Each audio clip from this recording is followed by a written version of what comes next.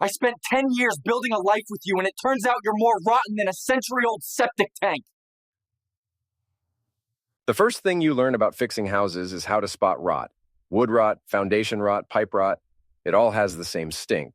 What I never expected was learning to smell it in people, too. My name is Evan Dunn, and I spent 10 years building a life with a woman who turned out to be more rotten than a century-old septic tank.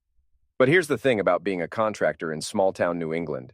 You learn patience, you learn precision, and you learn that sometimes the only way to fix something completely broken is to tear it down and start over.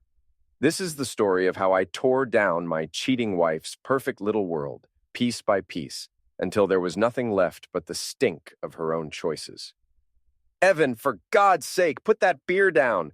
People are starting to arrive. Vanessa stood in our kitchen, checking her reflection in the chrome refrigerator door for the 10th time in 5 minutes. She'd spent 3 hours getting ready for this housewarming party, a party for a house I'd spent 2 years renovating with my own hands.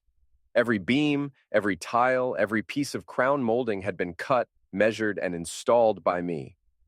But apparently, drinking a beer in my own kitchen was somehow going to ruin her precious image. These are our friends, V. They've seen me drink beer before. She spun around and I caught that look, the look that said I was embarrassing her just by existing. These aren't just friends, Evan. Derek's coming. And some people from the firm. This matters. Derek Pratt, her boss at Morrison & Associates, the regional bank where she worked as a loan officer. Everything was always about Derek lately. Derek said this, Derek thinks that. Derek's taking the team out for drinks again. Right, the famous Derek. I took another sip of my beer, just to watch her eye twitch.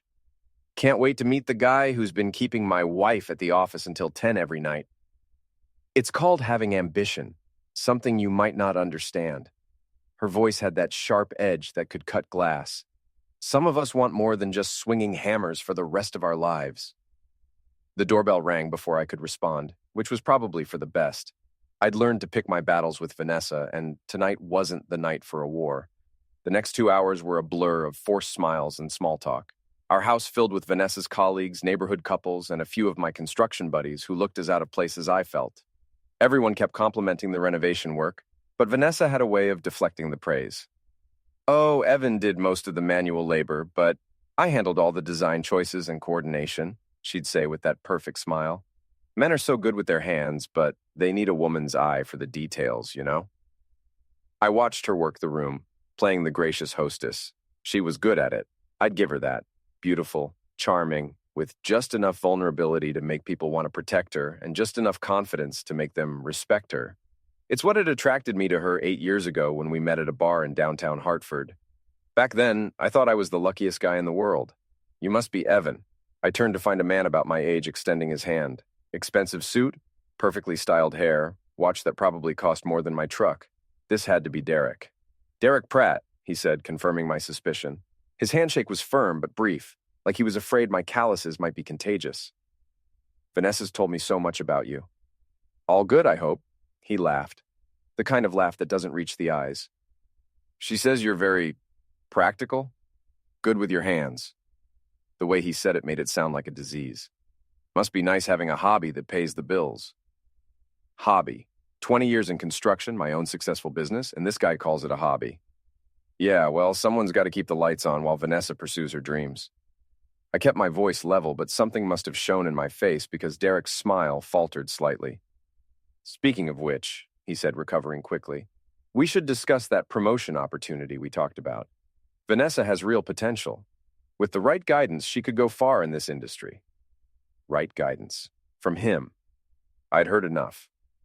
I'll let you two discuss business, I said. I need to check on something in the garage. I didn't need to check on anything in the garage, but I needed air that wasn't thick with Derek's cologne and condescension.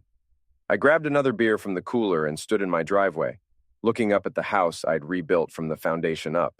Through the window, I could see Vanessa and Derek deep in conversation by the fireplace I'd installed myself. She was laughing at something he said, touching his arm, the same way she used to touch mine, back when she actually looked at me like I mattered. Rough night?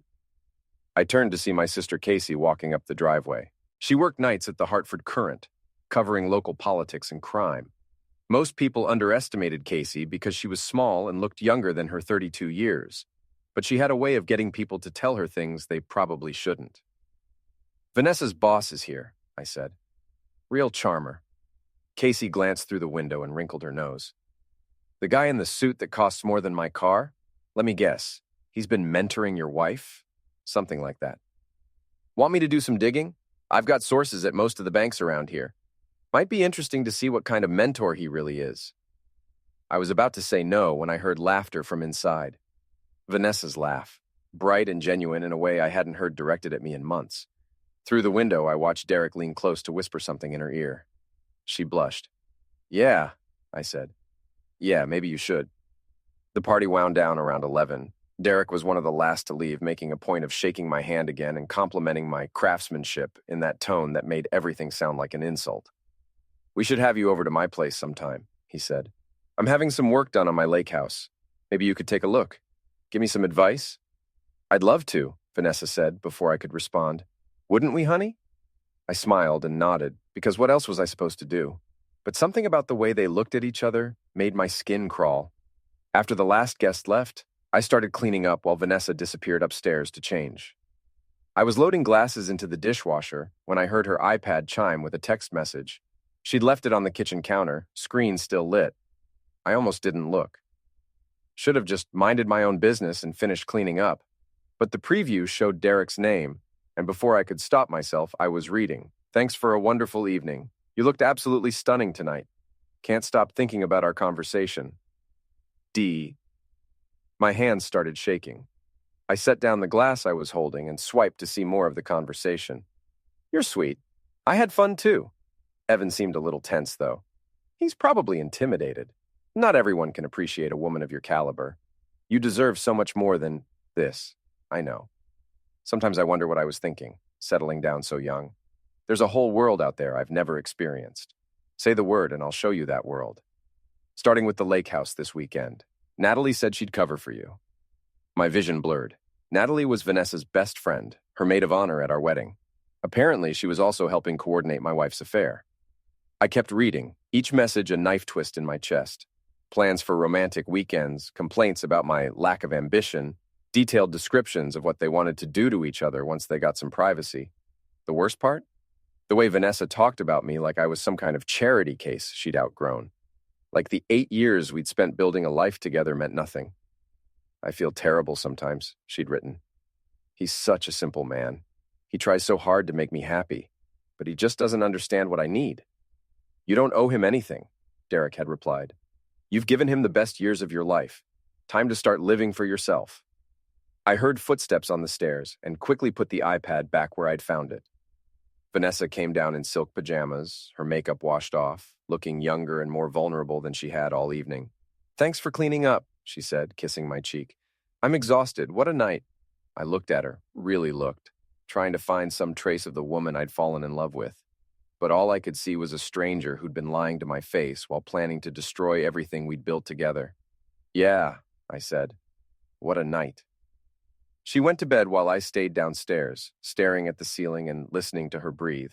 Around 3 a.m, her phone buzzed with another text. She stirred, checked it, and smiled before typing a quick response. That smile told me everything I needed to know. The woman sleeping next to me wasn't my wife anymore. She was my enemy. And she had no idea that I'd just declared war. I didn't sleep that night. Instead, I lay there planning, my mind racing through possibilities like blueprints for a construction project. By morning, I had the framework for what needed to be done. Step 1. Find out everything. I waited until Vanessa left for work, then went straight to her iPad. She'd never been careful about passwords. Used the same one for everything, our anniversary date. The irony wasn't lost on me. The messages went back months. Hundreds of them, painting a picture of an affair that had started as harmless flirtation and escalated into full-blown emotional and physical betrayal. They'd been sleeping together for 6 weeks, always at his lake house in Coventry, always with Natalie providing alibis. But it was worse than just cheating. They were planning a future together. Derek was going to leave his wife, something I hadn't even known he had, and Vanessa was going to file for divorce. They'd already consulted lawyers, already started moving money around. My money. Our joint accounts had been slowly drained over the past 2 months. Small amounts that I'd never noticed because I trusted my wife to handle the finances. "He's so oblivious," she'd texted. "I've been pulling out cash for weeks and he hasn't said a word. By the time he figures out what's happening, we'll be long gone." "How much have you managed to save?" Derek had asked. "Almost 15,000. Plus I've been padding my expense reports at work." "Another couple grand easy." I stared at the screen, feeling something cold settle in my chest. This wasn't just an affair. It was theft. It was fraud. It was the systematic destruction of everything I'd worked for, planned out and executed with surgical precision. The final nail in the coffin came in a message from 3 days ago. Can't wait to see the look on his face when he gets the papers. Poor stupid Evan. He actually thinks I'm happy playing house with him. God, imagine being that pathetic. "You're too good for him, babe. Always were. After this weekend, you won't have to pretend anymore." "This weekend?" I said out loud, scrolling back through recent messages. There it was. They were meeting at Derek's lake house tomorrow night for what Vanessa was calling their liberation celebration. The weekend she'd told me she was going to a work conference in Boston. I took screenshots of everything and emailed them to myself, then cleared the sent folder. If she noticed, I could always claim my email had been hacked. But I doubted she'd check. Vanessa had always been arrogant, convinced she was smarter than everyone around her. My next stop was Casey's apartment. She lived in a converted warehouse in Hartford's Arts District, surrounded by newspapers, police scanners, and enough caffeine to kill a horse. "You look like hell," she said when she opened the door. I handed her a flash drive with all the screenshots. "I need you to tell me everything you can find about Derek Pratt." Casey's journalist instincts kicked in immediately. She led me to her computer and started typing before I'd even sat down. Within minutes, she had Derek's entire life spread across multiple browser tabs. "Derek Michael Pratt, 42, Senior VP at Fairfield County Trust," she read. "Married to Amanda Pratt, daughter of the bank's CEO, 3 kids. Lives in a $4 million mansion in Greenwich. Also owns a lake house in Coventry, a condo in Florida, and a cabin in Vermont." "He's married?" "Oh, it gets better." Casey kept typing. "Amanda Pratt isn't just any CEO's daughter. Her father is Harrison Beck, one of the most powerful men in Connecticut banking. Derek married into the family business 12 years ago." I felt a grim smile spreading across my face. Derek wasn't just cheating on his wife. He was cheating on his boss's daughter, the boss who controlled his entire career. "What else?" "Plenty. Your boy Derek has been busy. 3 affairs that I can find records of, including one with his previous assistant, who ended up settling a sexual harassment lawsuit out of court. He's got a reputation around the bank as a sleaze, but daddy-in-law keeps protecting him." Casey pulled up more files. "He's also leveraged to the hilt. All those properties, mortgaged to the max. His lifestyle is funded entirely by his salary and his wife's trust fund. If he gets divorced, he loses everything. And if he gets fired? Same result. He's got no savings, no assets that aren't borrowed against. The guy is basically a financial house of cards waiting to collapse." Perfect. Derek had as much to lose as I did, maybe more. That gave me leverage. "I need one more thing," I said. "I need to know exactly when they'll be at the lake house, and I need the address." Casey raised an eyebrow. "What are you planning?" "I'm going to give them a memory they'll never forget." That evening, I played the perfect husband. Made dinner, asked about Vanessa's day, even helped her pack for her conference in Boston. She kept checking her phone and smiling at messages she thought I couldn't see. "You seem excited about this conference," I said. "Oh, it's going to be amazing. Really life-changing." She wasn't even trying to hide her anticipation. "I might be late getting back Sunday night. The networking opportunities are incredible." "I'm sure they are." After she went to bed, I did some reconnaissance of my own. Derek's lake house was easy to find. He'd posted enough photos on social media to provide a virtual tour. Big, modern, sitting right on the water with floor-to-ceiling windows and a wraparound deck. Very private, very secluded, very expensive. More importantly, it had a septic system. I spent the rest of the night researching septic pumping companies, studying the layout of Derek's property, and planning my approach. By dawn, I had everything mapped out down to the minute. Vanessa left Friday morning with 2 suitcases and a kiss goodbye that felt like a betrayal of its own. She was practically glowing with excitement, and why shouldn't she be? She thought she was about to start a new life with her rich lover, funded by money stolen from her stupid husband who would never see it coming. She was half right. I waited until noon to make my move. Called in sick to the job site, then drove to an industrial equipment rental place in Waterbury where nobody knew me. Told them I needed a septic pumping truck for the weekend. Emergency situation, cash payment. The truck was beautiful, a massive tanker with a pump system that could move thousands of gallons. The rental guy showed me how to operate it, warned me about safety procedures, made sure I understood the liability issues. If only he knew what I was really planning to do with it. I spent Friday night parked on a back road near Derek's lake house, watching and waiting. Around 10 p.m., Derek's BMW pulled into the driveway, followed by Vanessa's Honda. I watched them stumble out, laughing and kissing, carrying champagne and overnight bags. Through those big windows, I could see everything. Derek giving Vanessa the grand tour, both of them stripping off clothes on their way to the master bedroom. The lights going out as they settled in for their romantic weekend. I waited until 3 a.m., then made my approach. The septic access was exactly where the property records said it would be, hidden behind some landscaping on the side of the house.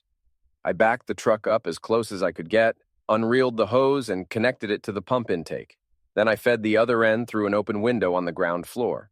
The beauty of septic systems is that they're designed to handle large volumes efficiently.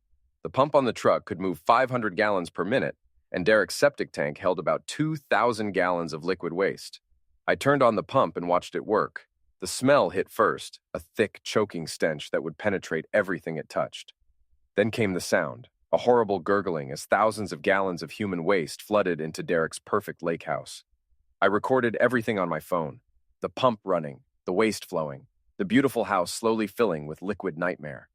After 20 minutes, I could see sewage backing up through the floor drains and overflowing from the first-floor bathroom. That's when the screaming started. Derek's voice, high and panicked. "What the duck? What the duck is happening?" Then Vanessa. "Oh my God, Derek, what is that smell?" I could see lights coming on upstairs, shadows moving frantically behind the windows. Derek appeared on the second-floor balcony in his underwear, looking down at the septic truck in his driveway. Even from 50 feet away, I could see the exact moment he realized what was happening. "You sick duck!" he screamed. "I know it's you, Dunn! I'm calling the police!" I waved at him, then held up my phone to show I was recording. His face went white as he understood the implications. This wasn't just property damage. This was public humiliation that would follow him forever. I let the pump run for another 10 minutes until the truck was empty and Derek's house was completely flooded. Sewage was pouring out the front door now, running down toward the lake like a toxic waterfall. Before I left, I sent the video to 3 places: the local Facebook community page, Casey's work email, and an anonymous tip to Channel 8's weekend news team. By Sunday morning, Derek Pratt's septic disaster was viral. The local Facebook page exploded with comments ranging from sympathy to outright laughter. Someone had identified Derek as a Fairfield County Trust executive, which led to speculation about affairs, karma, and what exactly he'd done to deserve such creative revenge. Casey's story ran online Sunday evening. Local banking executive's lake house flooded with sewage in apparent prank. She couldn't prove I was involved, but she didn't have to. The implications were clear enough. But the real damage came Monday morning when the video hit the bank's internal email system. Casey called me with updates throughout the day. Harrison Beck called an emergency meeting. Derek's been suspended pending investigation. Apparently, the board doesn't appreciate executives becoming viral sensations for getting their houses flooded with crap. What about Vanessa? That's the beautiful part. The video shows 2 people fleeing the house. People are asking questions about who Derek's mystery woman was and why she was at his lake house for a romantic weekend when he's supposed to be married. Perfect. Let them figure it out. Vanessa came home Sunday night looking like she'd been hit by a truck. Her clothes reeked despite obvious attempts to clean them, and her hair still smelled faintly of sewage no matter how much she'd washed it. "How was the conference?" I asked. She gave me a look that could melt steel. It was educational. Learn anything interesting? You could say that. She headed straight for the shower. "I think I'm coming down with something. Might need to take some time off work." Of course she would. Hard to explain to your coworkers why you smell like a septic tank when you were supposed to be at a conference in Boston. I waited until she was upstairs before checking my phone. Derek had sent me 12 text messages and left 8 voicemails, each one more desperate than the last. "You psychotic bastard. Do you have any idea what you've done? My career is ruined. My marriage is over. I'm going to destroy you. Please. We need to talk. I can pay for damages. We can work this out. Vanessa told me what kind of man you really are. She's scared of you. Is that what you want?" I deleted them all without responding. Let him sweat. The real test would be tomorrow. when Vanessa had to face the world knowing that her perfect escape plan had literally gone down the drain, when Derek had to explain to his wife and father-in-law why his lake house had become a crime scene, when they both realized that their stupid, oblivious contractor had just outplayed them at their own game. I poured myself a beer and sat on the deck I'd built with my own hands, looking out at the yard I'd landscaped, at the life I'd constructed board by board. They'd thought they could take it all away from me, thought they could steal my money, destroy my marriage, and walk away laughing. But they'd forgotten something important. I was a contractor. I knew how to tear things down and build them back up, and I was just getting started. Monday morning brought consequences faster than I'd expected. I was replacing a bathroom vanity at a client's house when my phone rang. Casey's number. "Turn on Channel 8, she said without preamble. "Now." I found a TV and flipped to the local news. There was Derek's lake house, still surrounded by emergency vehicles and hazmat crews. The reporter was standing upwind, trying not to gag as she delivered her story.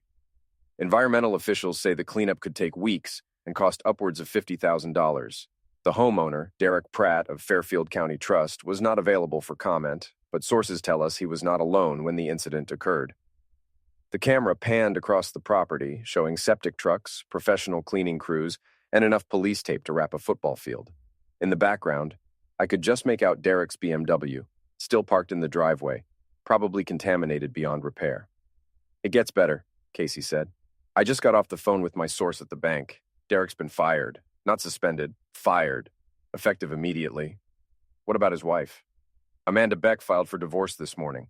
Apparently Daddy isn't too happy about the family name being dragged through this mess." I felt a grim satisfaction settle in my chest. Derek had gambled everything on stealing my wife, and he'd lost it all in a single weekend. But I wasn't naive enough to think he'd go quietly. The retaliation started Tuesday morning. I arrived at my current job site to find 3 of my clients waiting for me, all looking uncomfortable. The first one, Mrs. Patterson, whose kitchen I was renovating, handed me a check. "I'm sorry, Evan, but we're going to have to terminate our contract." "Is there a problem with my work?" No, your work is beautiful. It's just..." She looked at the other clients for support. "We heard some things about your personal life, about what you might do if you're upset." My blood went cold. What exactly did you hear? The second client, Mr. Rodriguez, stepped forward. "Someone called us yesterday, said you have anger management issues, that you've been violent with your wife, that she's afraid of you. Said you destroy property when you don't get your way," Mrs. Patterson added. "We just can't risk having someone unstable working in our homes." I knew exactly who had made those calls. Derek might have lost his job, but he still had connections, still had ways to hurt me. "Those are lies," I said, but I could see it was too late. Fear was already in their eyes. By the end of the week, I'd lost 4 more contracts. Someone was conducting a systematic campaign to destroy my reputation, painting me as an unstable contractor who couldn't be trusted around other people's families. The rumors were spreading through social media, too. Anonymous posts on neighborhood Facebook pages, warning people about a local contractor with serious anger issues who recently destroyed his boss's property in a jealous rage. They were using my own revenge against me, spinning the septic incident as evidence that I was dangerous. But Derek had made one crucial mistake. He'd underestimated Casey. "I found her," my sister said when she called Thursday evening. "The source of the rumors. Natalie Chen, Vanessa's best friend. She's been calling your clients, posting on social media, basically running a one-woman smear campaign." "Can you trace it back to Derek?" "Working on it. But I found something better." There was excitement in her voice. "Remember how you said Derek's been padding his expense accounts? I did some digging. It's not just expenses. He's been skimming money from client accounts for years. Small amounts, hard to trace, but it adds up." "How much?" $250,000, easy, maybe more. And here's the beautiful part. It's all documented in the bank's own computers. He was sloppy, probably figured his father-in-law would protect him if anyone ever looked too closely. What can we do with that information? Leave it to me. Friday morning, I decided it was time to confront Derek directly. I'd gotten his home address from Casey, a massive colonial in Fairfield's most exclusive neighborhood, the kind of place that screamed old money and entitlement. I parked in his circular driveway and rang the doorbell. When he opened the door, I barely recognized him. Derek looked like he'd aged 10 years in a week. His hair was uncombed, his expensive shirt wrinkled, and there were dark circles under his eyes that suggested he hadn't been sleeping much. "What the hell are you doing here?" he said, but there was no real fight in his voice. "We need to talk. I've got nothing to say to you." He started to close the door, but I put my hand against it. "I think you do. See, I know what you've been up to. The phone calls to my clients, the social media posts, very creative." His face went white. "I don't know what you're talking about." "Derek, I'm a simple man, but I'm not stupid. You want to play games? Let's play games, but you might not like the rules." I pulled out my phone and showed him a screenshot of one of his text messages to Vanessa, the one where he called me pathetic and talked about how he was going to show her a better life. "I've got hundreds of these," I said. "Every conversation, every plan, every detail of how you two were going to steal my money and destroy my marriage. What do you think your wife's divorce lawyer would say about that?" Derek's shoulders sagged. "What do you want?" "I want you to call off your attack dog. No more phone calls to my clients, no more social media posts, no more trying to destroy my business." "And if I don't?" I smiled, but there was no warmth in it. "Then I send everything to your father-in-law. Every message, every photo, every detail of how you were planning to duck his daughter out of her inheritance while you screwed my wife in your lake house. You already ruined my life. What more do you want?" "I want you to disappear. Leave town, find a new job, start over somewhere else, but leave Vanessa and me alone."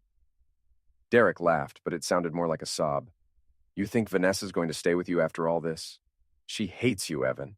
She's planning to file for divorce as soon as her lawyer figures out how to minimize the damage from all this." That stung more than I wanted to admit, but I kept my expression neutral. "Then that's between me and her. But you're out of the picture either way." I turned to leave, then stopped. "Oh, and Derek, if I find out you're still trying to sabotage my business, next time it won't be your house that gets flooded. It'll be your father-in-law's desk at the bank. Imagine trying to explain that mess to Harrison Beck." I left him standing in his doorway, looking like a man who just realized he was completely outmatched. The weekend brought a temporary ceasefire. The phone calls to my clients stopped, and the social media attacks died down. But I knew Derek wasn't finished. He was just regrouping, probably plotting something more sophisticated than anonymous phone calls and Facebook posts. Meanwhile, Vanessa had been avoiding me all week, claiming she was still sick from her conference. She spent most of her time in the bedroom with the door closed, making quiet phone calls and typing furiously on her laptop. Sunday evening, she finally came downstairs and sat across from me at the kitchen table. Her face was pale but determined, and I knew what was coming before she opened her mouth. "We need to talk," she said. "I figured we might—" "This isn't working anymore, Evan. This marriage, this life, it's not what I want." I set down my beer and looked at her. Really looked at her. Probably for the first time in months. She was still beautiful. Still that same woman I'd fallen in love with all those years ago. But something fundamental had changed. Something that went deeper than just the affair. "What do you want, Vanessa?" "I want more than this." She gestured around the kitchen I'd remodeled, the house I'd rebuilt. "I want a life that matters. A career that means something. A partner who understands my ambitions." "And Derek was going to give you all that?" Her face flushed red. "That's over, obviously. But it showed me what I was missing, what I'd been settling for. So this is my fault? I'm the one who held you back?" "I'm not saying it's your fault. I'm saying we're different people than we were when we got married. We want different things." I could have fought her. Could have pointed out the 8 years I'd spent supporting her career, the money I'd saved to pay off her student loans, the dreams I'd put aside to help her chase hers. Could have mentioned the $15,000 she'd stolen from our joint account, or the lies she'd told about work conferences while she was screwing her boss in his lake house. Instead, I just nodded. "If that's what you want." She looked surprised, like she'd been prepared for a fight that wasn't coming. "It is?" "Then I guess you should find a lawyer." "I already have one." She pulled a business card from her purse and slid it across the table. "Patricia Morrison from Morrison and Associates. She says this can be quick and clean if we both want it to be." Morrison and Associates. The same firm where she worked, where Derek had been her boss. They were closing ranks, circling the wagons to protect their own. "What about the house?" "We'll split everything 50-50. The house, your business assets, savings accounts. Patricia says it's the fairest way." I picked up the business card and studied it. Patricia Morrison, senior partner, probably the most expensive divorce lawyer in the state, and somehow Vanessa could afford her on a loan officer's salary. How are you paying for a lawyer like this? Vanessa's eyes flickered, just for a second. The firm is representing me pro bono, professional courtesy. Right, professional courtesy. I pocketed the card. I'll need some time to find my own lawyer. Of course. Patricia says we should be able to finalize everything within 60 days. After she went back upstairs, I called Casey. They're moving fast, I said, and filled her in on the conversation. Divorce lawyers don't work pro bono for bank employees, Casey said immediately. Someone's paying her fee. Probably the same someone who's been trying to destroy your business. Derek? Or the bank itself? Think about it. This whole situation is a PR nightmare for them. Their senior VP getting caught in an affair, his lake house flooded with sewage, viral videos making them look like idiots. They need it to go away quickly and quietly. So they're buying Vanessa the best lawyer in the state to make sure I get screwed in the divorce. That would be my guess. But here's the thing. I've been doing more research on Derek's financial situation. Want to know what I found? Tell me. Remember those skimmed client funds I mentioned? Turns out Derek wasn't working alone. Vanessa had access to several of the accounts he was stealing from. She was signing off on transfers, approving withdrawals.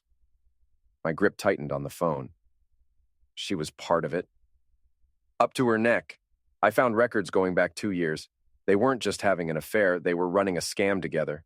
And now that Derek's fired and under investigation, guess who's going to be the fall guy? Both of them? If the bank presses charges, yeah. But here's the beautiful part. I don't think Vanessa knows how deep she's in it. I think Derek convinced her it was just expense padding, small stuff that would never be noticed. I thought about the messages I'd read, the casual way Derek had talked about money, the confidence in Vanessa's voice when she'd discussed stealing from our joint account. How much trouble are we talking about? Federal charges, bank fraud, embezzlement, conspiracy. We're talking serious prison time if they get convicted. When will this come out? Soon. The bank's internal investigation is wrapping up and they'll have to report their findings to federal regulators. Once that happens, criminal charges are almost inevitable. I felt a cold smile spreading across my face. Vanessa thought she was going to walk away from this marriage with half of everything I'd worked for, funded by the best lawyer stolen money could buy. But she had no idea that her perfect escape plan was about to become a federal case. Casey, I need you to do something for me. Name it. I need you to find out exactly when the bank is going to file their report with the feds. And I need to know the moment criminal charges are filed. Why? Because I want to be there when Vanessa finds out that her new life just turned into a nightmare. Monday morning brought the first piece of good news I'd had in weeks. 3 of my former clients called to rehire me, all apologizing for believing the rumors about my anger management issues. We heard it was all lies, Mrs. Patterson said. Someone trying to hurt your business because they were jealous. We should have known better. The turnaround was too sudden to be coincidental. Someone had worked very hard to counter Derek's smear campaign, and I had a pretty good idea who. Casey confirmed it when she called. I may have made some phone calls, she said. Explain to your former clients that they were being manipulated by a disgraced banker who was trying to cover up his own crimes. You told them about the embezzlement? I told them enough. Amazing how quickly people's attitudes change when they realize they've been lied to. By Wednesday, I had more work than I could handle. Word was spreading that I'd been the victim of a malicious campaign, and apparently people in small towns don't like bullies. My phone was ringing constantly with new clients, old clients apologizing, and general contractors wanting to subcontract work. Derek's plan had backfired spectacularly. Instead of destroying my reputation, he'd made me a local hero. But I knew better than to celebrate yet. Derek wasn't the type to give up easily, and he still had resources I didn't know about. The next attack came Thursday evening. I was working late at a client's house installing kitchen cabinets when I heard voices outside. Through the window, I could see 2 men in the driveway, Derek and another guy I didn't recognize. Bigger, meaner looking, with the kind of build that suggested he spent serious time in the gym. I put down my tools and stepped outside. Little late for a house call, isn't it, Derek? We need to talk. Derek's voice was steady, but I could see fear in his eyes. Fear mixed with desperation, which made him dangerous. I thought we already talked. I thought you were going to disappear. Plans change. The bigger guy stepped forward, cracking his knuckles. Derek here tells me you've been causing problems, making threats. And you are? Jordan Walsh. I handle problems for people who can afford my services. I sized him up quickly. 6'2", maybe 220, looked like he'd done some boxing. Dangerous in a fair fight, but I hadn't been planning on fighting fair. Seems like Derek's got plenty of problems these days, I said. What's one more? Jordan smiled, but it didn't reach his eyes. See, that's the attitude that needs adjusting.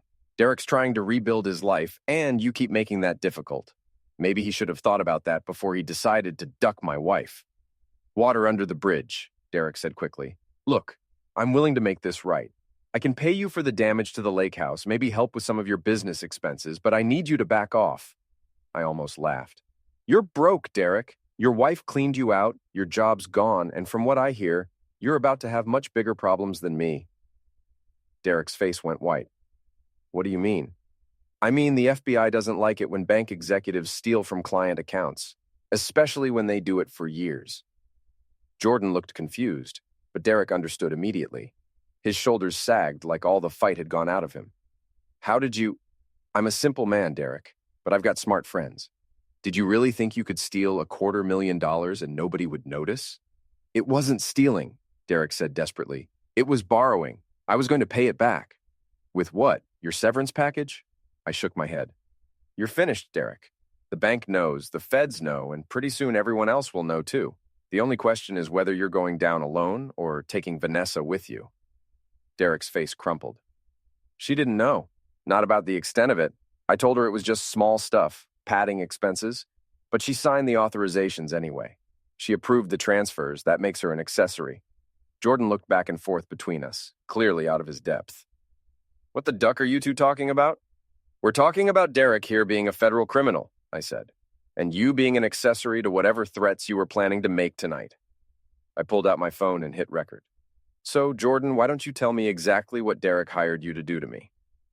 Jordan's eyes went wide as he realized the situation he'd walked into. He backed away from both of us, hands raised. I don't know nothing about no federal crimes. I'm out of here. He jogged back to his car, leaving Derek standing alone in the driveway, looking like a broken man. This isn't over, Derek said weakly. Yeah, it is. I put my phone away. Go home, Derek. Spend what little time you have left as a free man with your kids, because once those federal charges hit, you're going to have a lot bigger problems than your hurt feelings. Derek got in his car and drove away without another word. I finished installing the cabinets, but my mind was elsewhere. Derek was getting desperate, which meant he was getting dangerous. Men like him didn't go down quietly. They took everyone they could with them. But I'd planted a seed of doubt in his mind about Vanessa's involvement. If he was smart, he'd try to cut a deal with prosecutors, maybe offer to testify against his accomplices in exchange for a lighter sentence. Of course, that would mean admitting that Vanessa was deeper into the conspiracy than she realized. Friday morning brought the call I'd been waiting for. It's happening, Casey said. The bank filed their report with federal regulators yesterday. Criminal charges should be filed within the week. Both of them? According to my source, yes. Derek and Vanessa are both named in the complaint. They're looking at conspiracy, bank fraud, and embezzlement charges. I thought about Vanessa upstairs, probably getting ready for work, completely unaware that her world was about to implode. Part of me felt sorry for her. She'd been manipulated by Derek, convinced that what they were doing was victimless and small scale. But then I remembered the messages I'd read, the casual way she'd talked about stealing from our joint account, the contempt in her voice when she'd called me pathetic. My sympathy only went so far. There's something else, Casey said. That lawyer Vanessa hired, Patricia Morrison, turns out the firm isn't representing her pro bono after all. Who's paying? The bank, specifically a legal defense fund they set up for employees facing criminal charges. But here's the catch. The fund only covers employees in good standing. Once Vanessa gets arrested, she's automatically terminated and the legal funding disappears. Meaning? Meaning she's going to need a new lawyer right about the time she can least afford one. I smiled grimly. Everything was falling into place, exactly as I'd hoped. Derek's desperation, Vanessa's false confidence, the bank's corporate maneuvering, all of it was creating the perfect storm that would destroy both of their lives. The only question was whether I wanted to watch it happen from the sidelines, or whether I wanted to give fate a helping hand. The FBI arrested Derek on Monday morning. Casey called me with the news while I was installing a new bathroom vanity. They picked him up at his house around 6 a.m., perp walk in front of all the neighbors, news cameras, the whole circus. What about Vanessa? Not yet. My source says they're letting her twist in the wind for a few days, probably hoping she'll panic and say something stupid. I thought about my wife upstairs, getting ready for what she didn't know might be her last day as a free woman. She'd been increasingly nervous all week, jumping every time her phone rang, checking the news obsessively. How long before they arrest her? Could be today, could be next week. Federal prosecutors like to build their cases slowly, make sure everything's airtight before they move. After Casey hung up, I went upstairs to find Vanessa sitting on our bed, staring at her phone. Her face was pale and her hands were shaking slightly. Everything okay? She looked up at me with eyes that were wide with fear. Derek was arrested this morning. Bank fraud. I saw it on the news. Terrible thing. They're saying he stole hundreds of thousands of dollars. That he had accomplices. I sat down next to her on the bed, close enough to smell her perfume mixed with the sharp scent of fear sweat. You're worried they might think you were involved? I don't know. I signed some authorizations, approved some transfers, but Derek said they were legitimate business expenses. I'm sure if you explain that to the FBI, they'll understand. She looked at me sharply, trying to read my expression. You think they'll want to talk to me?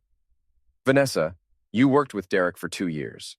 You were his direct report. Of course they'll want to talk to you. The color drained from her face completely. Oh, God. Oh, God, what if they think I'm a criminal? What if they arrest me? I put my arm around her shoulders, feeling her trembling. Hey, it's going to be okay. You didn't do anything wrong, right? Just approve some routine paperwork? Right, exactly. It was just paperwork. But her voice cracked when she said it, and I knew she was starting to realize just how deep in trouble she really was. Maybe you should call Patricia Morrison. Get some legal advice. I tried. Her office says she's not available, something about a conflict of interest. I almost smiled. The bank had cut Vanessa loose the moment Derek got arrested, probably on the advice of their own lawyers. She was officially on her own now, and she didn't even know it yet. I'm sure it's just a misunderstanding. These things happen in big firms. Vanessa spent the rest of the week in a state of barely controlled panic. She called in sick to work Tuesday and Wednesday, claiming she had the flu. By Thursday, she wasn't even bothering with excuses, just staying in bed with the covers pulled over her head, emerging only to check the news or make desperate phone calls to lawyers who wouldn't take her calls. I went about my business as usual, working on client projects, having dinner with my sister, maintaining the facade of a concerned husband whose wife was going through a difficult time. Friday evening, Casey called with the news I'd been expecting. Tomorrow morning, she said. 6 a.m., just like Derek. FBI's already got surveillance teams in position around your house. How do you know? I have my sources. You might want to be somewhere else when it happens. Actually, I think I want a front row seat. Saturday morning, I was up at 5:30 drinking coffee in the kitchen and waiting. Vanessa was still asleep upstairs, probably having taken something to help her get through the night. At exactly 6 a.m., I heard the cars pulling into our driveway. 3 black SUVs, each one filled with FBI agents in tactical gear. They moved with professional efficiency, perimeter secured, exits covered, battering ram ready in case the door wasn't opened voluntarily. I waited until they knocked before going upstairs. Vanessa, I said, shaking her shoulder gently. You need to wake up. There are some people here to see you. She opened her eyes slowly, still groggy from whatever she'd taken. What time is it? 6 a.m. The FBI is downstairs. They want to talk to you. The change in her expression was instantaneous, from confusion to terror in the space of a heartbeat. She sat up in bed, suddenly wide awake. This isn't happening. This can't be happening. I'm afraid it is. I handed her a robe. You should probably get dressed. The arrest was everything I'd hoped it would be. Vanessa, led out of our house in handcuffs while news cameras rolled and neighbors watched from their windows. The same neighbors she'd spent years trying to impress with her success and sophistication. I stood in the doorway, playing the shocked and supportive husband for the cameras. I'm sure this is all a misunderstanding, I told the reporters. My wife is a good person who would never knowingly commit a crime. But inside, I was savoring every moment of her humiliation. The arraignment was Monday morning. Casey and I sat in the back of the courtroom, watching as Vanessa was led in wearing an orange jumpsuit and shackles. She looked small and defeated, nothing like the confident woman who had been planning to divorce me and take half of everything I owned. The charges were read, conspiracy to commit bank fraud, embezzlement, money laundering. The prosecutor requested high bail, arguing that Vanessa was a flight risk who had already demonstrated a willingness to steal money and disappear. Her court-appointed lawyer, a tired-looking public defender who was clearly overworked, made a half-hearted argument for release on her own recognizance. But the judge wasn't buying it. Bail was set at $500,000. I watched Vanessa's face crumple as she realized what that meant. Even if she could find a bail bondsman willing to work with her, she'd need $50,000 cash up front. Money she didn't have, since all of our joint accounts had been frozen as part of the federal investigation. She was going to jail, and she was going to stay there until trial. After the hearing, I waited outside the courthouse for her lawyer. "Mr. Dunn?" The public defender looked surprised to see me. I didn't expect, given the circumstances. "I want to help my wife," I said. "What can I do?" "Well, the first thing would be posting bail. But I have to warn you, it's unlikely she'll be able to make restitution before trial. The amount involved is substantial." "How substantial?" "The government is alleging she personally profited from approximately $200,000 in fraudulent transactions over a 2-year period." I whistled low. That's a lot more than I thought. "Mr. Dunn, I have to ask, did you have any knowledge of your wife's activities? Any indication that she was involved in financial crimes?" I looked him straight in the eye. "I had no idea. Vanessa handled all our finances. I trusted her completely." The lawyer nodded, making notes. "The government may want to interview you as well, as a potential witness." "Of course, I'll cooperate fully with the investigation." What I didn't tell him was that I'd already been cooperating, that I'd been feeding information to Casey, who'd been feeding it to her sources in law enforcement, that every piece of evidence they had against Vanessa had come, directly or indirectly, from me. That night, I sat in the house I'd rebuilt with my own hands, drinking a beer and thinking about irony. 6 months ago, Vanessa had been planning to take this house away from me, along with half of everything else I owned. She'd been confident that her smart lawyer and Derek's connections would ensure she came out ahead in any divorce. Now she was sitting in a federal detention center facing 20 years in prison, while I was sitting in my kitchen as the sole owner of everything we'd built together. The phone rang. Unknown number, but I recognized the voice immediately. "Evan, it's Derek." "Derek, calling from jail?" "They let me out on bail yesterday. Look, we need to talk." "I thought we were done talking." "This is about Vanessa, about the charges against her." I sat up straighter. "What about them?" I think there might be a way to help her, but I need to talk to you first, in person." "Where are you?" "There's a diner on Route 9, just outside Middletown, Murphy's. Can you meet me there in an hour?" I almost said no. Derek had nothing left to offer me, and I had no reason to help him. But curiosity got the better of me. "I'll be there." Murphy's Diner was the kind of place that looked like it hadn't been updated since the 1970s. Red vinyl booths, fluorescent lighting, and coffee that could strip paint. Derek was sitting in a corner booth, looking like he'd aged another 10 years since I'd seen him last week. "Thanks for coming," he said as I slid into the booth across from him. "What do you want, Derek?" "I want to make a deal with you." "What kind of deal?" Derek leaned forward, lowering his voice. "The prosecution offered me a plea bargain. 15 years instead of 25 if I cooperate fully and help them build their case against other defendants. Other defendants meaning Vanessa. Among others. The thing is, I don't think Vanessa understood what we were really doing. I convinced her it was just creative accounting. Minor stuff that everyone does. But you're willing to testify against her anyway." "I don't want to, but my lawyer says I don't have a choice. It's either cooperate or spend the rest of my life in prison." I sipped my coffee and studied Derek's face. He looked desperate, broken, but there was still something calculating in his eyes. Still trying to work an angle, even now. "What's the deal you're proposing?" "I testify that Vanessa was manipulated, that she was a victim of my scheme, not a willing participant. In exchange, you don't testify against me."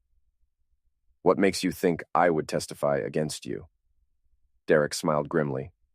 "Because the prosecution has been asking questions about you. About how you found out about the affair. About your knowledge of our financial activities.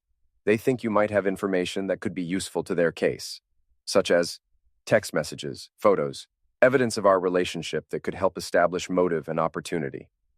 I thought about the screenshots still saved on my phone. the detailed record of Derek and Vanessa's affair and their plans to steal money and run away together. Evidence that could certainly help prosecutors prove their case. Even if I had something like that, I said carefully, why would I help you? Because despite everything that's happened, I know you still love Vanessa. And if I testify against her honestly, she's going to prison for 20 years. But if I testify that she was manipulated, that she was just following my instructions without understanding the consequences, she might get a lighter sentence. She might get probation, community service, a chance to rebuild her life. I leaned back in the booth, considering. Derek was offering to save Vanessa in exchange for me not completely destroying him. It was a reasonable deal, assuming I could trust him to follow through. But there was one problem with Derek's assumption. He thought I still loved my wife. That's an interesting proposal, I said finally. Let me think about it. Don't think too long. They want my formal cooperation agreement signed by Friday.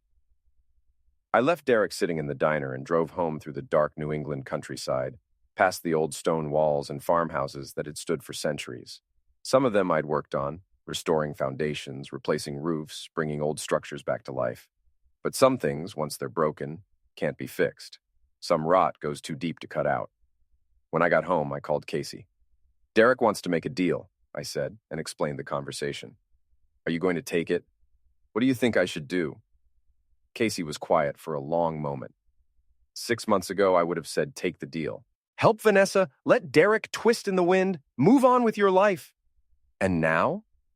Now I think about what she did to you, how she was going to take everything you worked for and walk away laughing, how she called you pathetic and stupid and worthless.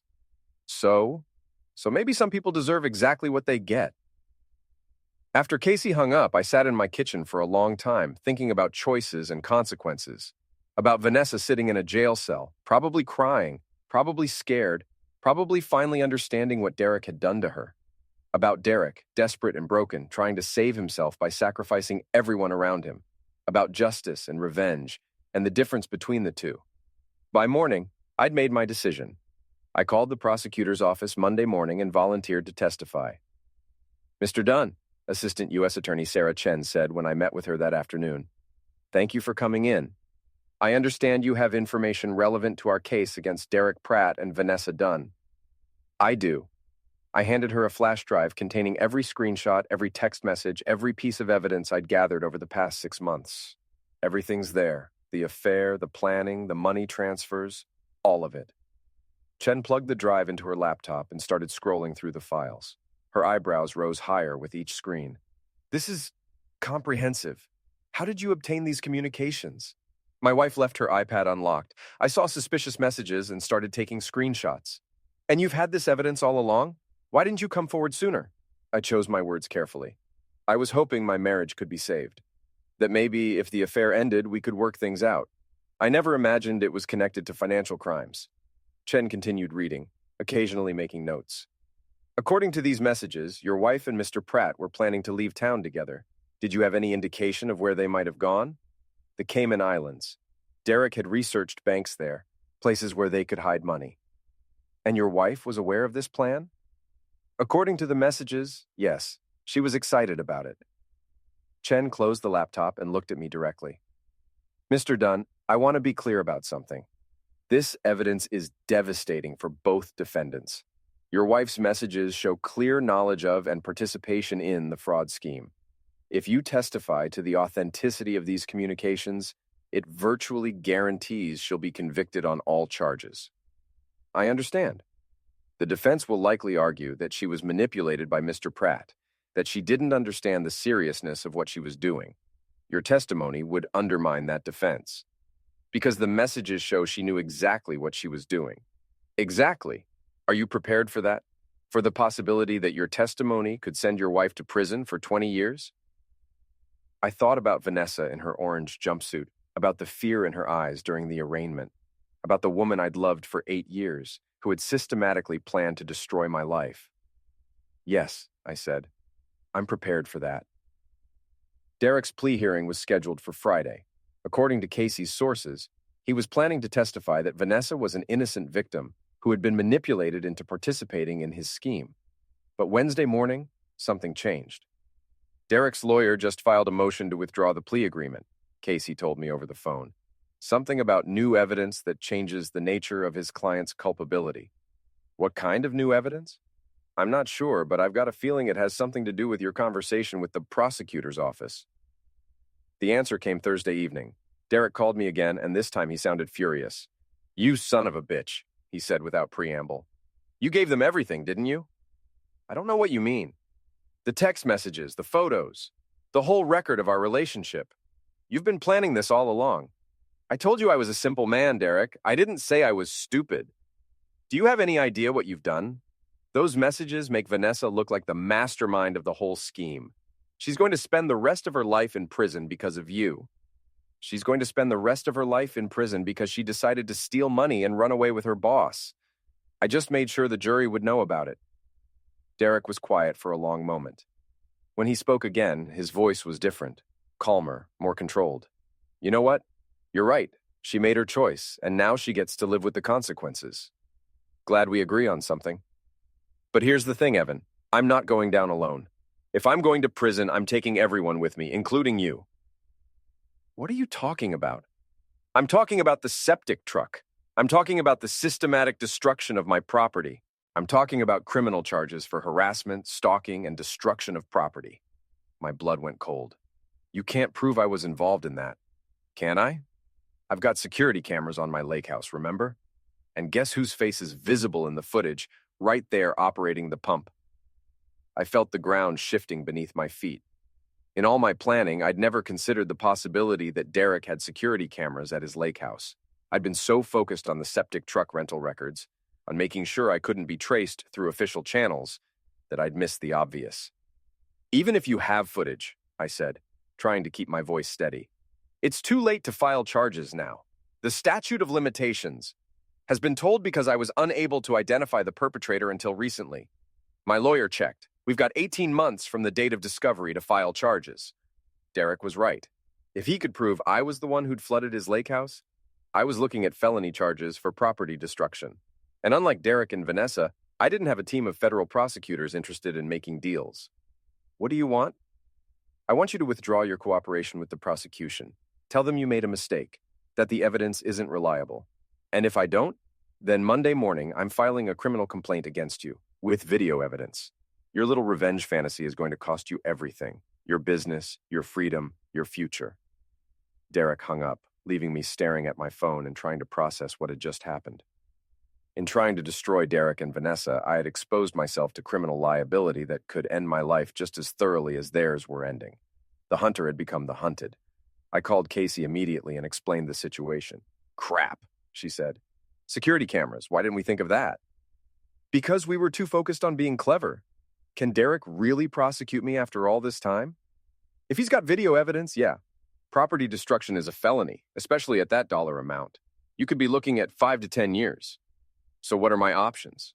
You could call Derek's bluff. Maybe the video isn't as clear as he claims. Maybe his lawyers won't think it's worth pursuing. Or you could withdraw your cooperation with the feds and hope Derek keeps his mouth shut." I spent Friday morning thinking about impossible choices. If I cooperated with the prosecution, Derek would destroy me with criminal charges. If I withdrew my cooperation, Vanessa would get away with stealing $200,000 and might even avoid prison time. There had to be a third option. There always was, if you were willing to think outside the box. By noon, I'd figured it out. I called Derek and arranged to meet him at Murphy's Diner again. This time, I was going to make him an offer he couldn't refuse. Derek was already there when I arrived, sitting in the same corner booth. He looked confident, like a man who'd just won a crucial hand in a high-stakes poker game. "Have you thought about my proposal?" he asked as I sat down. "I have, and I've got a counter-proposal." Derek raised an eyebrow. "I'm listening." "You're right that I flooded your lake house. You're right that you probably have video evidence, but here's what you're forgetting. I recorded everything too." I pulled out my phone and showed him a video clip. Derek's face went white as he recognized himself screaming from his balcony, clearly visible and obviously present during the incident. "So what?" he said weakly. "So according to the timeline in your own police report, you were supposed to be alone at the lake house that weekend. But my video clearly shows a woman fleeing the scene with you, a woman who looks a lot like my wife." Derek's confidence evaporated completely. "You can't prove that's Vanessa. Maybe not in court, but I don't need to prove it in court. I just need to show it to your wife's divorce lawyer. Derek stared at me, finally understanding the trap he'd walked into. See, Derek, if you file criminal charges against me, this video becomes evidence. Evidence that proves you were having an affair with a married woman at your lake house. Evidence that your wife's lawyer can use to prove adultery and deny you any claims to her family's money. She's already divorcing me. She's already cut me off. But she hasn't finalized the divorce yet, and according to Connecticut law, if she can prove adultery, she can go after you for damages. Civil damages for emotional distress, embarrassment, destruction of reputation. Derek's face was pale now, sweat beading on his forehead despite the air conditioning. How much do you think the daughter of Harrison Beck might sue you for? I continued. 10 million? 20 million? Everything you've got left, plus everything you might ever earn in the future? You're bluffing. I pulled up another video on my phone, a longer clip that showed Derek and Vanessa together on his balcony, clearly identifiable, obviously intimate. Try me. Derek stared at the video for a long moment, then slumped back in his seat. What do you want? I want you to forget about filing charges against me. In exchange, I'll make sure this video never sees the light of day. And the federal case? That's between you and the prosecutors, but I won't withdraw my cooperation, and I won't lie under oath. Derek was quiet for several minutes, clearly weighing his options. Finally, he nodded. Okay, deal. Smart choice. I stood to leave, then stopped and looked back at him. Derek, next time you want to play games with someone's life, make sure you understand all the rules first. The trial lasted 3 weeks. Derek pled guilty to all charges and agreed to testify against Vanessa in exchange for a reduced sentence. 15 years instead of 25, eligible for parole in 10. But his testimony didn't help Vanessa the way he'd hoped. The text messages I'd provided painted a clear picture of a woman who knew exactly what she was doing, who had actively participated in stealing money from bank clients, and who had been planning to flee the country with her ill-gotten gains. The jury deliberated for less than 4 hours before returning guilty verdicts on all counts. 20 years in federal prison, no possibility of parole for 12. I sat in the back of the courtroom as the verdict was read, watching Vanessa collapse into her lawyer's arms. She looked small and broken, nothing like the confident woman who had once planned to take everything I owned. After the sentencing, I walked out of the courthouse into the bright Connecticut sunshine. Casey was waiting for me on the steps. "How do you feel?" she asked. "Like I can finally breathe again? Any regrets?" I thought about that question for a long moment. About the woman I'd loved for 8 years who was now going to spend the best years of her life in a federal penitentiary. About Derek, whose arrogance and greed had destroyed multiple lives. About the choices that had led us all to this moment. "No," I said finally. "No regrets." 6 months later, I was working on a Victorian restoration in Hartford when I got a letter forwarded from my old address. Prison mail, with Vanessa's name in the return address corner. I almost threw it away without reading it. Almost. Evan, I know you probably don't want to hear from me, but I need to say this. I know what you did. I know you could have saved me if you'd wanted to. Derek told me about the deal you made, about how you chose to let me go to prison instead of protecting me. I understand why you did it. I hurt you in ways that can't be forgiven. I lied to you, stole from you, planned to destroy everything you'd built. I called you pathetic and stupid and worthless, and I was wrong about all of it. You're not pathetic. You're not stupid. You're the smartest man I ever knew, and I was too arrogant to see it until it was too late. I don't expect forgiveness. I don't deserve it. But I wanted you to know that I understand now. You didn't destroy my life. I did that myself. You just made sure I faced the consequences. I hope you're happy. I hope you find someone who appreciates what you have to offer, someone who won't be stupid enough to throw it away. Vanessa. I read the letter twice, then folded it up and put it in my toolbox. Not because I was keeping it as a memento, but because it seemed like the kind of thing I should hold on to. Evidence of lessons learned, consequences faced, choices made. That evening, I sat on the deck I'd built with my own hands, drinking a beer and watching the sunset.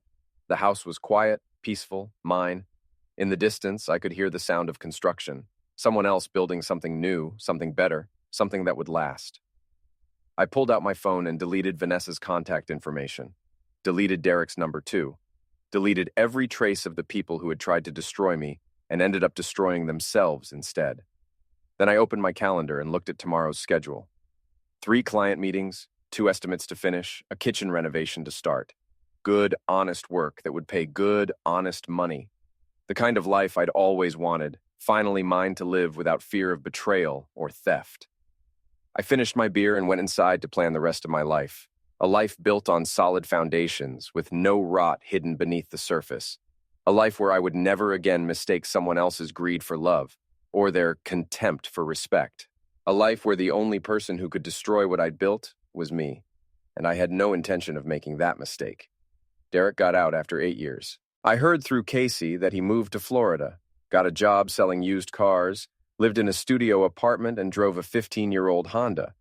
His ex-wife had taken everything in the divorce, including the kids, who wanted nothing to do with their criminal father. Vanessa was still serving her sentence when I last checked. Would be for another 6 years at least. I heard she'd gotten her GED in prison, was working toward a college degree. Maybe she'd learned something after all. As for me, I rebuilt my business bigger than before, bought 3 rental properties, started dating a teacher named Sarah who thought my carpentry skills were impressive and never once called me pathetic. Sometimes people asked me if I ever regretted what happened, if I ever felt bad about sending my ex-wife to prison. The answer was always the same: you reap what you sow. Vanessa had sown lies, theft, and betrayal. Derek had sown greed, arrogance, and cruelty. They'd both worked very hard to plant those seeds, nurturing them with planning and premeditation and complete disregard for anyone who got hurt. I just made sure they got to harvest the crop they'd earned. The last time I drove past Derek's old lake house, it was for sale. Bank foreclosure, the sign said. The septic system had been completely rebuilt, the interior gutted and renovated. But somehow, I doubted anyone would ever be able to completely get rid of the smell. Some stains go too deep to ever really clean. I smiled and drove on, heading home to the house I'd built with my own hands, to the life I'd constructed piece by piece from the wreckage of my marriage. Behind me, Derek's empty house sat by the lake like a monument to the consequences of betrayal. A reminder that sometimes the best revenge isn't getting mad. It's making sure the people who hurt you get exactly what they deserve. And sometimes, if you're patient enough and smart enough and just a little bit ruthless, you can sit back and watch them destroy themselves while you build something better from the ashes of their greed. The septic king was dead. Long live the king.